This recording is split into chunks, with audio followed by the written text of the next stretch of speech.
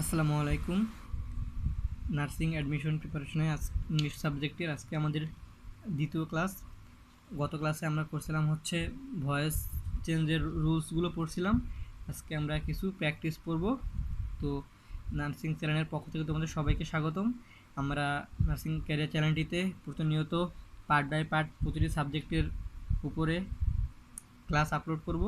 তো যারা আমাদের চ্যানেলটিতে নতুন আসো তারা অবশ্যই চ্যানেলটি সাবস্ক্রাইব করে রাখবা এবং বেল আইকনটি অন করে রাখবা, যাতে আমরা ক্লাস আপলোড করলে তোমরা নোটিফিকেশন পেয়ে ক্লাসটি দেখতে পারো। তো চলো শুরু করা যাক, এবং অবশ্যই ভিডিওতে একটি লাইক দেবা এবং কোনো কিছু না বুঝলে কমেন্ট করবা। আজকে আমরা প্র্যাকটিসগুলো করব। তো দেখি প্রথমে কি আছে। Choose the correct form of, এটাকে প্যাসিভ করতে বলছে। এই যে এখানে দিচ্ছে কারেক্ট ফর্ম প্যাসিভ করতে বলছে, এটা অ্যাক্টিভে আছে, প্যাসিভ করতে হবে। তো দেখি কি আছে। Who will do the work, কাজটি কে করবে। প্রথমে কি আছে, who will be done the work. খতে আছে who will done the work. By whom will the work be done. Whom will the work be done. সঠিক উত্তর হবে হচ্ছে গ, by whom will the work be done. এখানে rules আছে একটা, দেখি আমরা। ইন্টারোগেটিভ সেন্টেন্সটি যদি হু দিয়ে শুরু হয় তাহলে একে প্যাসিভ ভয়েসে পরিবর্তনের সময় বাই হুম আনতে হবে। ইন্টারোগেটিভ বলতে বোঝাচ্ছে হচ্ছে প্রশ্নবোধক। প্রশ্নবোধক সেন্টেন্সকে প্যাসিভ করার জন্য আমাদের যদি বাই হুম থাকে, যদি ডাব্লিউএস কোশ্চেন দিয়ে শুরু হয় তাহলে আমাদের সেইখানে বাই হুম আনতে হবে। তাছাড়া অ্যাক্টিভ ভয়েসে এ উইল থাকলে প্যাসিভ ভয়েসে উইল বি হবে। তো আশা করি বুঝছো। তো সূত্র অনুযায়ী হবে বাই হুম আনতে হবে আমাদের, যেহেতু ডাব্লিউএস কোশ্চেন আছে অর্থাৎ ইন্টারোগেটিভ সেন্টেন্স এটা, সেহেতু বাই হুম আসবে। উইল দ্য ওয়ার্ক, এই যে উইল বি, এই যে উইল বি আসছে, will the work be done, অর্থাৎ এইটা হবে। পরেরটা হচ্ছে identify the correct passive form. Open the window, এটার এখানে আছে the window should be opened, let the window be opened, the window must be opened, let the window be opened by you. সঠিক উত্তর হচ্ছে খ, let the window be opened. কেন হলো দেখি আমরা একটু। ইম্পেরেটিভ সেন্টেন্সের ক্ষেত্রে প্যাসিভ ভয়েস করার স্বাভাবিক নিয়ম হলো let plus object plus B plus ভার্বের পাস্ট পার্টিসিপল। সেই সূত্র অনুযায়ী আমাদের অ্যান্সার হবে এইটা। এবার দেখব হচ্ছে আমরা পরের উদাহরণটা। The passive form of the sentence some children were helping the wounded man. আহত ব্যক্তিটি কিছু বাচ্চাদের দ্বারা সাহায্যপ্রাপ্ত হলো। এখন এটাকে আমাদের প্যাসিভ করতে হবে। The wounded man was helped by some children, হলো না। The wounded man was helping some children, এটাও হবে না। The wounded man was to be helped by some children, এটাও হবে না।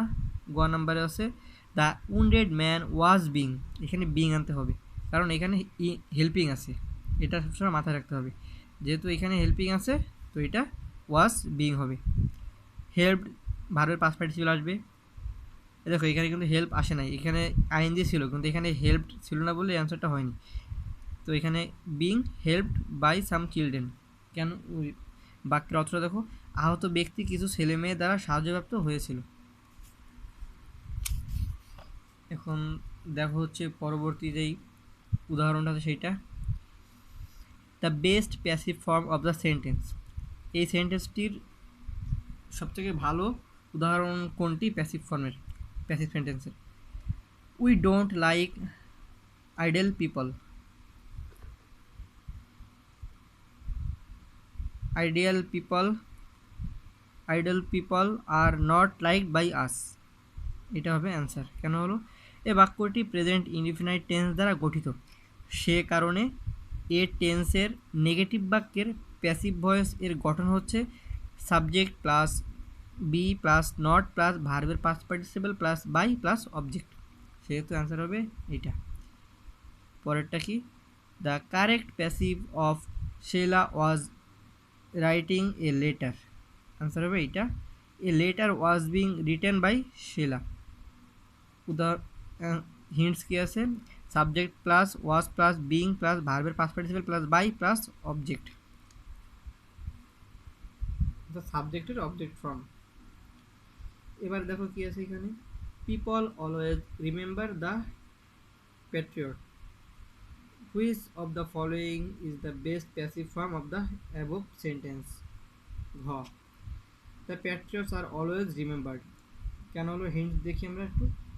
বাক্যটি প্রেজেন্ট ইনডিফিনাইট টেন্সে থাকায় এর প্যাসিভ রূপ হবে সাবজেক্ট, অর্থাৎ অবজেক্টটিকে সাবজেক্ট করতে হবে, প্লাস বি ভার্ব আনতে হবে, plus adverb of time, plus verb এর past participle plus by plus object. সাবজেক্টটিকে অবজেক্ট করতে হবে, তবে বাই প্লাস অবজেক্ট অর্থটি উল্লেখ না করলেও বাক্য ভুল হয় না। আশা করি বুঝতে পারছো। পরের উদাহরণটা দেখি আমরা।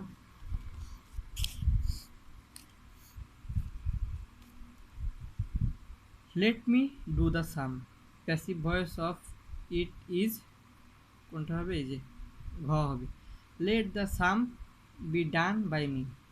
Hints, let plus object plus B plus V3 হয়, let the sum be done by me, অর্থাৎ এইটা answer. The passive form of the sentence, hints, his sudden death shocked me. তার হঠাৎ মৃত্যু আমাকে মানে দুঃখিত করেছে বা শোকাহত করেছে। এটা হবে I was shocked at his sudden death. কেন হলো এটা? হিন্টস দেখি আমরা। প্যাসিভ বাক্যে শক আঘাত দেওয়া, ভার্ব এর পরে বাই এর পরিবর্তে অ্যাড বসবে, অর্থাৎ আমরা আগে রুলসে পড়ছিলাম শক থাকলে সেখানে অ্যাড বসবে, সেহেতু এখানে অ্যাড আসছে এবং অ্যান্সার হবে ঘ। পরেরটা, identify the correct passive form of fortune favours the brave. Answer হবে ঘ, the brave are favoured by fortune. Hints দেখাচ্ছে এখানে, প্রেজেন্ট ইনডিফিনাইট টেন্সটির প্যাসিভ ভয়েসের স্ট্রাকচার অবজেক্টকে সাবজেক্ট করতে হবে, প্লাস অ্যামিজার প্লাস ভার্বের past participle plus by plus সাবজেক্টকে অবজেক্ট করতে হবে। সুতরাং প্রদত্ত বাক্যটির সঠিক passive voice the brave are favoured by Fortune.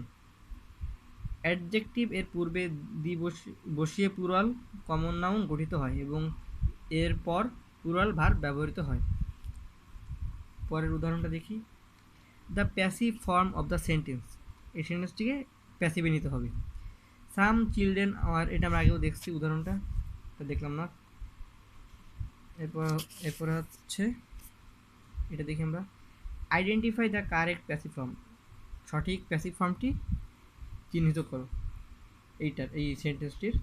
He is going to open a shop, সে একটি দোকান খুলতে যাচ্ছিল। অ্যান্সার হবে ঘ, a shop is going to be opened by him, তার দ্বারা একটি শপ খোলা হবে। হিন্টস দেখো, বি গোয়িং টু রুলস আমরা পড়ছি, এটা প্লাস ভার্ব প্লাস অবজেক্ট যুক্ত সেন্টেন্সকে প্যাসিভ করার নিয়ম, অবজেক্টকে subject plus B going to plus B plus ভার্বের past participle plus by plus অবজেক্টকে সাবজেক্ট। সুতরাং সঠিক প্যাসিভ বাক্য a shop is going to be opened by him. লাস্টেরটা দেখি আমরা একটু, এখানে কি আছে, what is the passive voice of who did this, এটা কে করেছিল? আমরা জানি আগে একটা রুলস পড়ছি, ইম্পেরেটিভ সেন্টেন্সের ক্ষেত্রে আমরা হু এর জায়গায় বাই হু মানব, ঠিক আছে। তারপর একটি auxiliary verb was this done, this ডিডের পাস্ট পার্টিসিপল ডান, সেহেতু দিস ডান, সেহেতু অ্যান্সার হবে এইটা, by whom was this done. Hints কি আছে আগেই পড়েছি আমরা, হু যুক্ত পাস্ট ইনডিফিনাইট টেন্সের প্যাসিভ ভয়েসের structure by whom plus was were plus অবজেক্টকে সাবজেক্ট প্লাস ভার্বের পাস্ট পার্টিসিপল। সুতরাং হু ডিড দিস বাক্যটির সঠিক ভয়েস প্যাসিভ ভয়েস হবে by whom was this done. আশা করি বুঝতে পারছো। তো এরকম আরও কিছু উদাহরণ আছে, এগুলো তোমরা বাসায় ট্রাই করলে অবশ্যই পারবা। তোমাদের যার কাছে যেই বই আছে না কেন সবাই একটু বাসায় বসে নিজে থেকে রুলসগুলো একটু দেখে ট্রাই করবা। আশা করি ভয়েস বিষয়ে তোমাদের কনসেপ্টটা ভালো করে ক্লিয়ার হবে। তো এরকমও আরও উদাহরণ আছে, তোমাদের কাছে যে বইটা আছে সেই বইতে অনেক উদাহরণ আছে। তো জাস্ট এই নিয়ে আমি যেভাবে পড়ালাম এইভাবে পড়বা। এইভাবে বলতে যে কোন নিয়মটা ফলো করবা, আগে রুলস পড়বা পরে প্র্যাকটিস করবা। আর রুলস পড়ার থেকে প্র্যাকটিস করাটা মেইন, কারণ যত প্র্যাকটিস করতে পারবা তুমি তত শিখবা। তো নেক্সট ক্লাসে আমরা ইংরেজির অন্য একটা টপিকে আলোচনা করব। সেই পর্যন্ত আমাদের সঙ্গেই থাকবা, এবং ভিডিওটি ভালো লাগলে অবশ্যই একটা লাইক দেবা, এবং পরবর্তীতে কোন ক্লাসের উপর ভিডিও চাও অবশ্যই আমাদের কমেন্ট করে জানাবা, এটা মাস্ট। এবং চ্যানেলটি সাবস্ক্রাইব করে না থাকলে এখনই সাবস্ক্রাইব করে দাও, এবং সবাই নিয়মিত পড়াশোনা করো। তো আজকে এই পর্যন্তই, সবাই ভালো থাকবা। আসসালামু আলাইকুম।